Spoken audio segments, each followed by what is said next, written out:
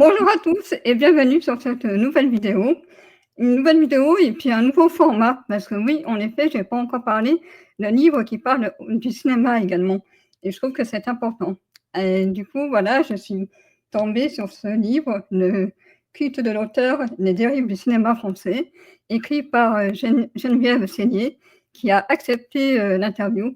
Bonjour et merci beaucoup d'avoir accepté l'entretien. Je vous en prie. Déjà, première question, pourquoi ce livre? Pourquoi avez eu ce besoin d'écrire ce livre? Bien, parce que ça fait 30 ou 40 ans que je travaille sur la représentation des rapports hommes-femmes dans le cinéma français et que les récents remous à propos des abus sexistes et sexuels dans le cinéma d'auteur m'ont semblé une bonne occasion de donner à mes recherches un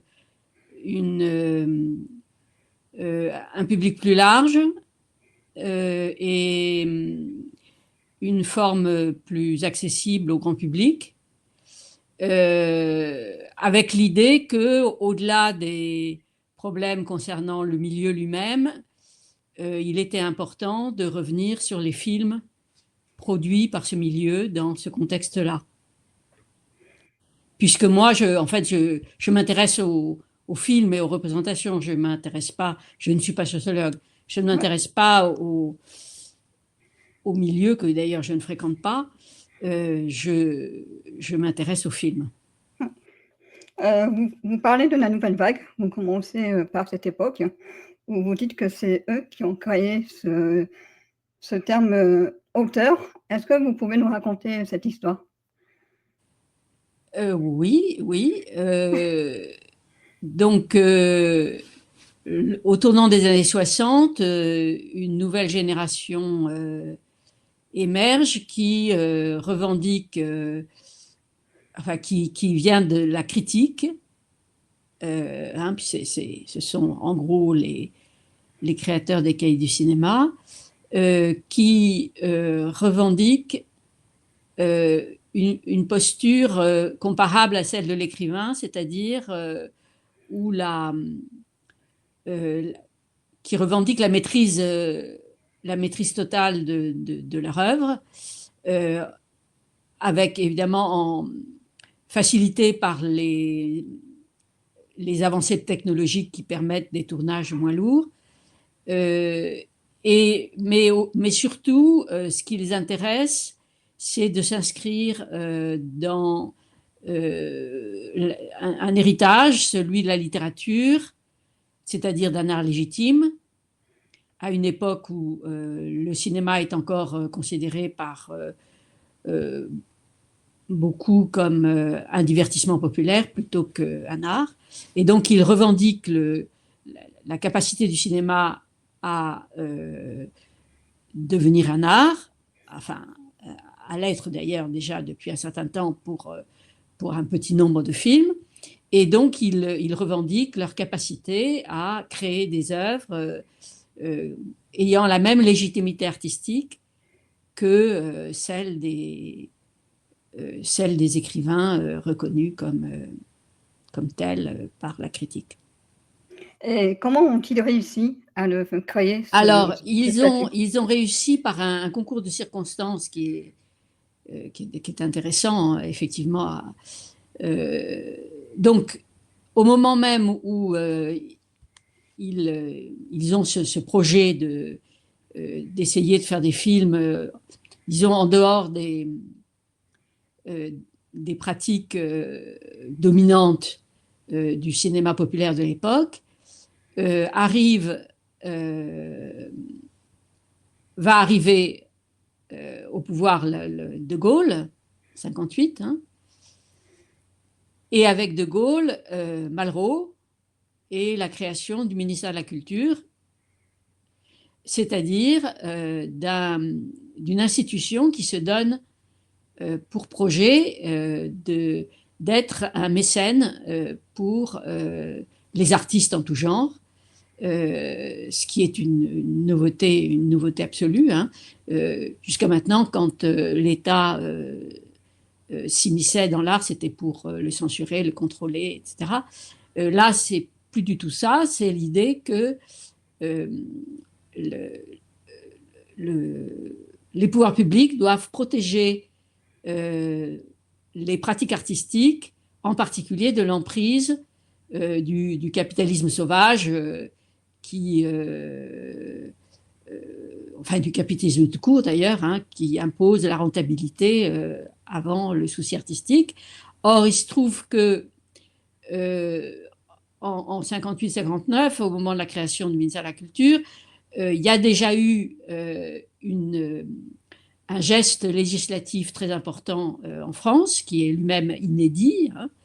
C'est le vote de la loi de 1948 qui instaure une taxe sur toutes les entrées de cinéma sur le territoire français et dont le produit est redistribué à la production de films français au prorata, à chaque producteur au prorata du nombre d'entrées qu'a fait son film précédent. Donc, c'est une incitation faite aux producteurs à réinvestir leurs bénéfices dans le film suivant. Et donc, c'est un moyen de reconstruire le cinéma français qui a beaucoup souffert de la guerre et qui est, au sortir de la guerre, face au rouleau compresseur hollywoodien, puisqu'arrive sur le territoire français dès 1946 5 ans de production hollywoodienne face à donc un cinéma français qui, lui, était quasiment exsangue.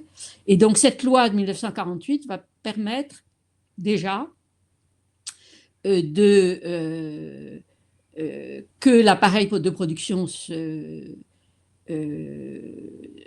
reconstruise et que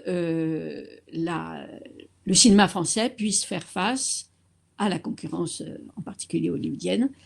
Et donc ça, vous voyez, donc en 1948, il y a cette loi qui fait que, effectivement, pendant les années 50, le cinéma français va repartir de manière, enfin, l'appareil productif va se reconstruire pour être de nouveau efficace. Et donc 10 ans plus tard, avec la création du ministère de la Culture, une partie de cette manne qui est récoltée par la taxe va être consacrée à aider les projets artistiquement ambitieux à se faire, je dirais, à l'abri des impératifs de l'industrie capitaliste qui est aussi le cinéma. Et donc c'est à ce moment-là, donc au même moment, si vous voulez, où les jeunes critiques des cahiers, les cahiers ont été créés en 50, au moment où les critiques des cahiers décident de passer à la réalisation, en fait, eux, ils vont surtout utiliser leur connexion personnelle et familiale pour pouvoir faire leur premier film, mais ils vont très vite, donc, eux et leurs amis, vont très vite être, en quelque sorte, appuyés par cette politique publique qui va donc pérenniser ce mouvement de la nouvelle vague en permettant à des films plutôt à petit budget et sans star de se faire dans une optique donc disons plus personnelle où la subjectivité du réalisateur est souvent forte et dont il est en général l'auteur aussi du scénario ou le co-auteur en tout cas, enfin l'auteur principal. Et avec cette nouvelle génération émerge aussi une nouvelle génération d'acteurs et d'actrices et une nouvelle génération de producteurs qui s'insèrent dans ce mouvement qui va en fait instaurer un cinéma à deux vitesses. D'une part, des œuvres donc qui circulent essentiellement dans les salles d'art et d'essai qui sont créées à la même époque, hein, qui elles-mêmes sont subventionnées toujours par le CNC, hein, le CNC étant l'organisme paritaire qui gère cette taxe. Donc d'un côté ce cinéma qu'on va appeler cinéma d'auteur en reprenant la formule de Truffaut, politique des auteurs, qu'il avait lancé dans un article de 1954. Et donc d'un côté le cinéma d'auteur qui circule essentiellement dans les salles d'art et d'essai et qui donc est en quelque sorte aidé par les pouvoirs publics, et de l'autre côté un cinéma qui est l'héritier du cinéma populaire d'avant la Nouvelle Vague, qui lui continue à utiliser les stars, les scénaristes et les genres populaires, et qui est également d'ailleurs aidé par ce qu'on appelle l'aide automatique, hein, mais donc en plus de cette aide automatique que tous les producteurs perçoivent, il y a l'aide sélective, hein, qui va s'appeler bientôt l'avance sur recette, et ça dit bien ce que ça veut dire, c'est-à-dire que c'est de l'argent qui est versé au producteur sur scénario avant et qui lui permet d'amorcer le tournage et donc la réalisation du film, ce qui avant n'était pas le cas. Il y avait quelques aides qui existaient, mais qui étaient attribuées sur le film terminé. Donc ça, effectivement, c'est une étape très importante pour pérenniser la possibilité de ce cinéma, disons, protégé des mécanismes les plus... des mécanismes du cinéma commercial. Ce qui était une bonne chose au départ. Enfin, c'est parti d'un... Tout à fait, tout à fait. Ouais, oui, absolument. Ça a été une chose très importante. Simplement, voilà, la création d'un cinéma à deux vitesses a eu un certain nombre d'effets pervers, sur lesquels nous reviendrons sans doute. Et le cinéma d'auteur lui-même n'est pas exempt non plus de... Enfin, les mécanismes qui visaient à protéger des œuvres artistiquement ambitieuses n'a pas eu non plus que des conséquences positives sur la production, sur la création. Du coup, alors il y a eu le ministère de la Culture. Après est arrivé du coup le CNC, c'est ça? Non, le CNC est créé à la Libération en 1945. C'est à travers le CNC que la loi de 48 institue cette taxe qui est gérée par le CNC, et c'est donc cet organisme paritaire. Et ce que Malraux ajoute, c'est l'aide sélective qu'est l'avance sur recette, toujours gérée par le CNC à travers une commission dont les membres sont nommés par le ministère de la Culture comme étant des personnalités du monde culturel capables d'évaluer justement les scénarios, la qualité artistique des scénarios. Du coup, est-ce que vous pouvez nous raconter l'histoire du CNC? Qui sont-ils réellement? Et voilà, continuer de... Donc, le CNC est en fait la mutation d'un organisme qui est créé sous l'occupation, qui s'appelait le COIC, qui visait, donc créé par Vichy, qui visait à gérer la pénurie pendant l'occupation, et également, bien sûr, contrôler les scénarios, et donc à la fois une gestion de la pénurie et une censure politique et idéologique. Cet organisme qui était, à l'époque où les syndicats avaient été interdits, hein, et qui était géré par des corporations. Les corporations, c'était la version vichiste des organisations professionnelles, bien entendu non démocratiques. Bon, cet organisme, donc, est transformé à la Libération en un organisme paritaire dont les représentants émanent des syndicats qui ont refait surface, des syndicats professionnels, alors aussi bien les syndicats des producteurs que des techniciens, etc. un organisme paritaire, c'est-à-dire moitié représentation de l'État et moitié représentation des organisations professionnelles. Et donc cet organisme gère donc à partir de 1900, d'abord gère d'une manière générale les autorisations de tournage, enfin tout ce qui est la gestion quotidienne de l'industrie cinématographique. Et à partir de 1948, le CNC gère l'argent de la taxe et le répartit donc aux producteurs au vu de leurs projets. Hein, et les projets d'ailleurs, même avant l'avance sur recette, les projets que présentent les producteurs pour obtenir l'aide automatique sont soumis à des commissions qui peuvent demander des modifications du scénario, qui peuvent dire ben non, en l'état, ce projet n'est pas assez intéressant, il faut le retravailler. Enfin, vous voyez, donc ce système de ce contrôle des pouvoirs publics sur la production cinématographique existe donc depuis 1940, mais va prendre à partir de 1948, dès 1945, mais encore plus à partir de 1948 et encore plus à partir de 1958, un tour qui vise à permettre au cinéma français de s'épanouir face au concurrent principal qui est Hollywood. D'accord. Donc à protéger la production française, ouais.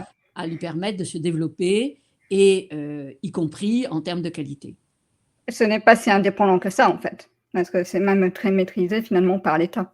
Non, puisqu'il s'agit d'un organisme paritaire. Quand même. C'est contrôlé par un travail commun des fonctionnaires de l'État et des organisations professionnelles. D'accord. 20 ans plus tard, donc là nous sommes en 1948, 20 ans plus tard, il y a le mai 68. Et il paraît qu'avec justement les féministes qui ont aussi manifesté, certains justement de ces artistes comme Godard auraient après enlevé ce statut d'auteur autour de leur cinéma. Est-ce que c'est vrai, c'est faux, ou qu'est-ce que vous en pensez par rapport à ça? Oui, non, ça c'est complètement faux. C'est complètement faux. Alors, ce qui se passe en 68, Ouais. c'est un certain nombre de mouvements où effectivement, les artistes, enfin disons les cinéastes, qui donc en 68 sont très fortement implantés et légitimés par la politique donc des pouvoirs publics, ces cinéastes revendiquent le droit, enfin d'abord protestent contre la censure, hein, puisque ça commence par la protestation contre le limogeage de Henri, le directeur de la Cinémathèque. Le directeur de la Cinémathèque. Alors, donc ça commence, le mouvement de 68 commence par des manifestations de cinéastes et de cinéphiles devant la Cinémathèque pour protester contre la décision du ministère de la Culture de limoger le directeur de la Cinémathèque sous prétexte qu'il était incompétent en tant que gestionnaire. Ils obtiennent gain de cause. Et donc, ils obtiennent en quelque sorte que la Cinémathèque désormais soit un organisme qui soit contrôlé par le milieu lui-même, hein, et non plus par l'État qui reste un financier, mais le conseil d'administration est composé désormais des membres du milieu professionnel. D'une part, et le deuxième moment, c'est le Festival de Cannes, où effectivement Godard, Truffaut et consorts interrompent les projections et exigent que, là aussi, alors, au-delà de leur discours sur faire un cinéma révolutionnaire, ben, tout ça va devenir assez dérisoire, mais ce qui va se passer, c'est là aussi pour le cinéma, pour le Festival de Cannes, qui était jusqu'alors un organisme contrôlé par les États, c'est-à-dire que la sélection de films était le résultat de la décision de chaque État. Bon, ils vont exiger que le fonctionnement du Festival de Cannes soit modifié et que désormais il soit indépendant de la volonté politique des États, y compris de l'État français. Hein. Désormais, c'est la direction du festival qui organise la sélection des films, et c'est encore ce qui se passe aujourd'hui. Hein. Donc, si vous voulez, si on fait un peu la synthèse de ce qui se passait en 68, ça a été un mouvement de réappropriation par les réalisateurs des institutions créées par l'État français en faveur du cinéma. D'accord. J'ai aussi appris du vocabulaire à travers votre livre, comme de Bechdel. Je ne connaissais pas du tout. Est-ce que vous pouvez expliquer ce que c'est? Ah, le test de Bechdel? Oui. Oui, alors ça c'est un concept qui... Enfin, c'est pas un concept, c'est une... Il fait beaucoup de débat aussi, hein, ce terme, hein, quand on demande à chacun sa définition, en fait. Ah, ben non. Non? D'accord. Le test de Bechdel, c'est une invention d'une créatrice de BD américaine des années 80 qui propose de soumettre chaque film à un test qui se déroule en 3 temps. Premièrement, y a-t-il des personnages féminins qui ont un nom? Deuxièmement, ces personnages féminins parlent-ils entre eux? Parlent-elles entre elles? Et troisièmement, parlent-elles d'autre chose que des hommes? Autrement dit, manifestent-elles leur autonomie, autrement dit. Voilà. Et donc ça a le mérite d'être extrêmement simple à faire, et je peux vous assurer que peu de films passent le test de Bechdel, qu'il s'agisse du cinéma populaire ou même du cinéma d'auteur. Ouais, et puis c'est pas seulement au genre, hein, c'est aussi au niveau culturel, hein, que ça soit la représentation des Arabes, des Noirs, enfin c'est vraiment...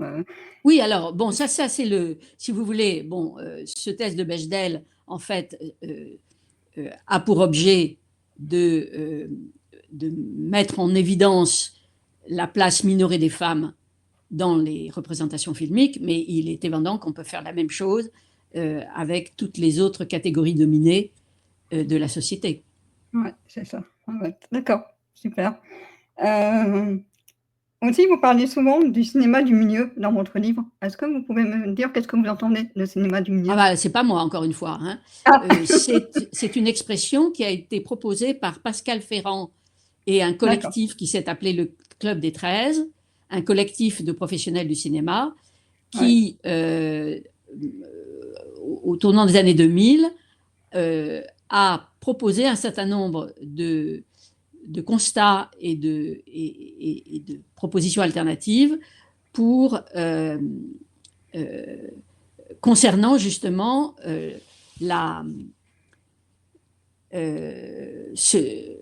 comment, en quelque sorte, proposer une troisième voie face à ce cinéma à 2 vitesses, d'un côté le cinéma d'auteur, confidentiel et souvent hermétique, et de l'autre côté, le cinéma populaire, souvent conservateur et assez paresseux. Comment inventer, comment se donner les moyens, parce que ça s'adressait au pouvoir public, hein, comment se donner les moyens de faire un cinéma à la fois artistiquement ambitieux et accessible à un large public. C'était ça. Alors, il y avait plein de bonnes idées. Hein, ils ont publié leur réflexion sous forme d'un livre. Malheureusement, ça a été enterré par les pouvoirs publics, comme c'est souvent le cas quand il y a des propositions de la société civile. Les législateurs et les pouvoirs exécutifs s'empressent d'enterrer les choses. Et donc, malheureusement, ça n'a mais je veux dire, cette réflexion, elle existe, elle est, et on pourrait je suis certaine que il serait possible de l'actualiser, hein, Ouais. mais ce qui manque, c'est la volonté politique. Ouais, non, mais ça, il y a énormément de sujets sensibles dans le cinéma, hein. Je vois, moi, je remets toujours le cinéma avec un œil, politique et dès qu'on essaie de questionner au niveau, œil politique, il y a beaucoup de sujets qui dérangent comme, les films racistes, comme il y en a encore beaucoup aujourd'hui, les films de propagande et cetera et ça, j'essaye d'expliquer que, il y a tous les genres, enfin, ça touche tous les genres dans le cinéma, tous ces films-là et qu'il ne faut pas hésiter à le dire, mais c'est extrêmement difficile d'en parler. C'est Oui. Il y a beaucoup de censure par rapport à ça, je trouve. C'est pour ça que j'ai ouvert cette chaîne pour essayer justement, d'ouvrir le débat et c'est pas évident. C'est pas tout le monde qui va en parler de ces films-là, de ces poèmes-là et voilà quoi, c'est compliqué. C'est vraiment pas facile. En lisant votre livre aussi, j'ai l'impression que c'est quand même un conflit entre la même classe sociale, c'est-à-dire bourgeoise. Donc, par exemple, entre le féminisme bourgeois et le cinéma bourgeois. Est-ce que ça vous êtes d'accord ou Oui, pas tout alors il à faut fait? peut-être préciser ce qu'on entend par bourgeois.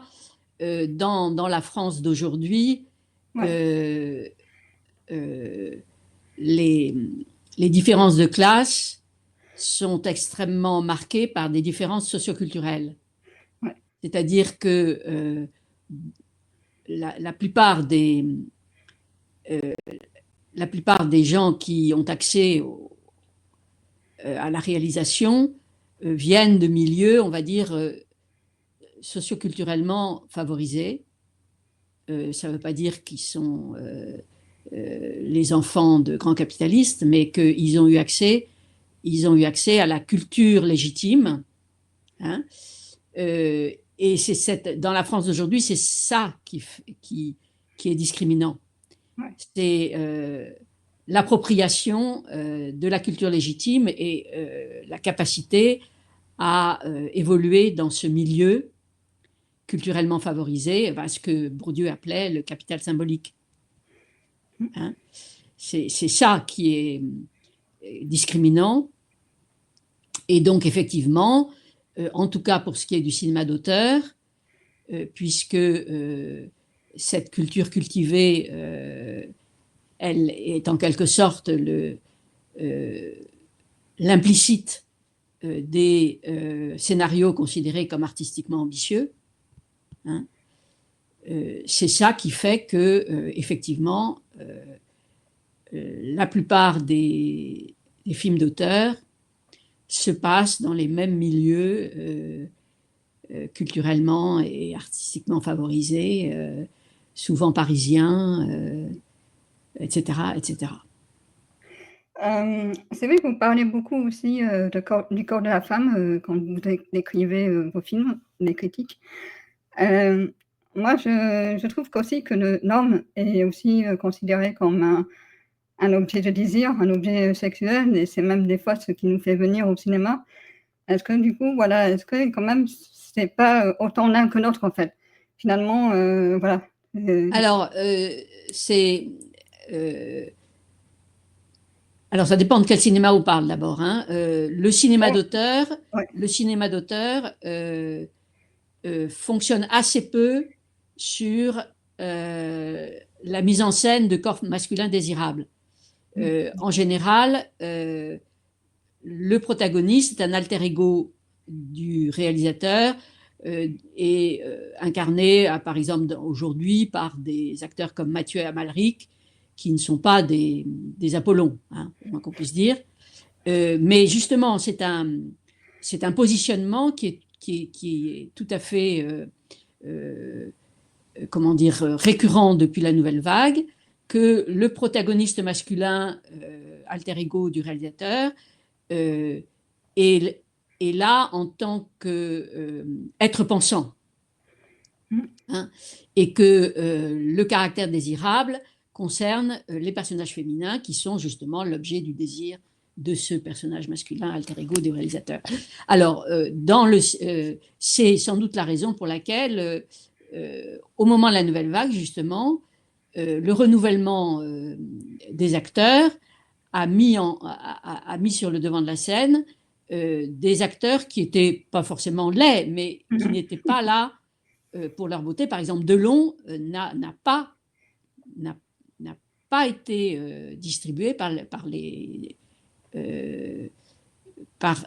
auteurs de la Nouvelle Vague, alors que ils ont fait jouer Bardot, par exemple, hein, le corps féminin désirable par excellence de l'époque. Mais elle avait en face d'elle, par exemple dans le film Le Mépris de Godard, Mick Piccoli. Son mari, c'est Piccoli. Piccoli, c'est pas un Apollon, c'est un penseur, c'est une figure d'homme qui pense. Et d'ailleurs, c'est à ce titre, il est scénariste dans le film, alors qu'elle, elle est rien, elle est une belle femme. C'est vrai que ça peut être un enjeu d'emprise, en fait, enfin, cette façon de...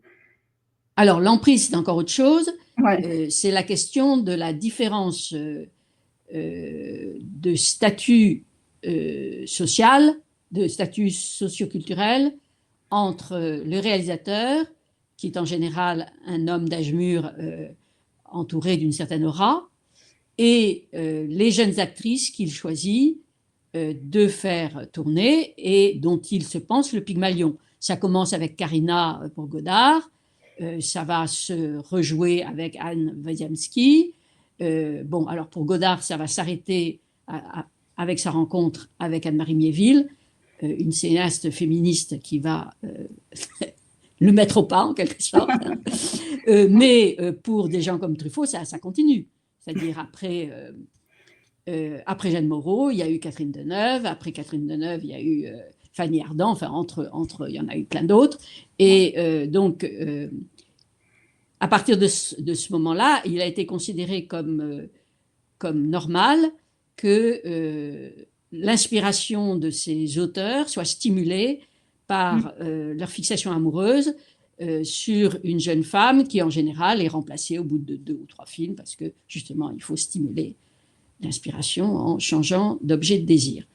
Donc, c'est évidemment un rapport asymétrique et qui est à la fois renforcé par l'asymétrie des rôles, des statuts genrés de la société et multiplié par le fait qu'on a d'un côté un réalisateur prestigieux et de l'autre côté une jeune ou très jeune femme qui n'a ni pouvoir social, ni même souvent ni formation, et qui est donc en effet sous l'emprise de cet homme qui lui dit tout d'un coup ah, tu vas m'inspirer, je vais faire de toi ma muse, etc. Il est évident que c'est difficile de résister à ce genre de... Donc certaines ont terminé d'ailleurs leur carrière aux États-Unis aussi, quand elles n'intéressaient plus le cinéma disons français. que ouais. beaucoup de ces jeunes actrices, alors là on en arrive aux années 80, Ouais. Il faut peut-être dire un mot de ce qui s'est passé Bien sûr, allez-y. De ce qui s'est passé entre-temps, ouais. Parce que ça explique aussi la dérive dont je parle dans mes livres. C'est qu'entre-temps, au tournant des années 70, il y a eu ce qu'on a appelé la révolution sexuelle, qui était au départ une revendication d'émancipation sexuelle des femmes et qui a été dévoyée par la domination masculine en une injonction faite aux femmes de se rendre disponibles pour le désir des hommes. Ouais. Et c'est comme ça qu'à partir des années 80-90, on a massivement dans le cinéma français, aussi bien dans le cinéma populaire que dans le cinéma d'auteur, un schéma récurrent qui met en scène une très jeune femme sexuellement émancipée, comme on disait, c'est-à-dire qu'on construit comme une sorte de Lolita sexuellement agressive qui se jette sur tous les hommes qui passent autour d'elle.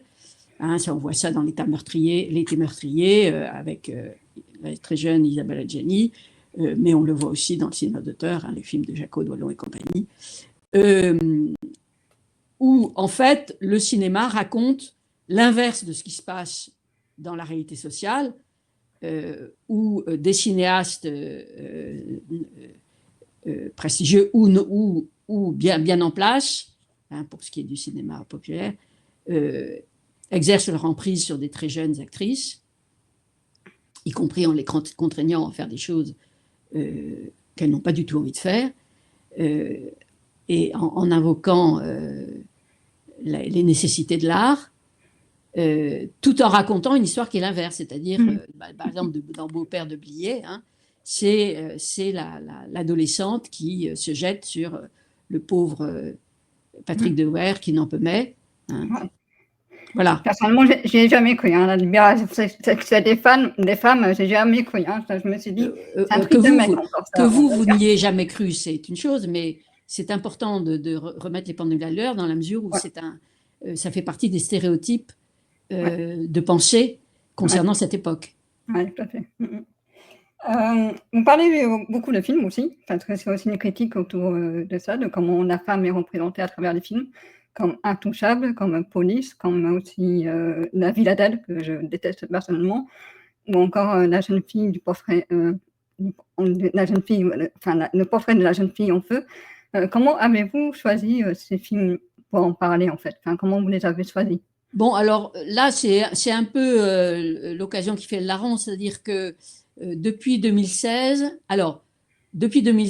j'ai créé, c'est-à-dire depuis que je suis partie à la retraite et que j'ai eu un peu de temps et un peu plus de liberté aussi par rapport aux institutions, j'ai créé un site collectif de critiques féministes du cinéma et de la télévision, le genre et l'écran, et que j'écris et je fais écrire depuis cette époque, donc ça fait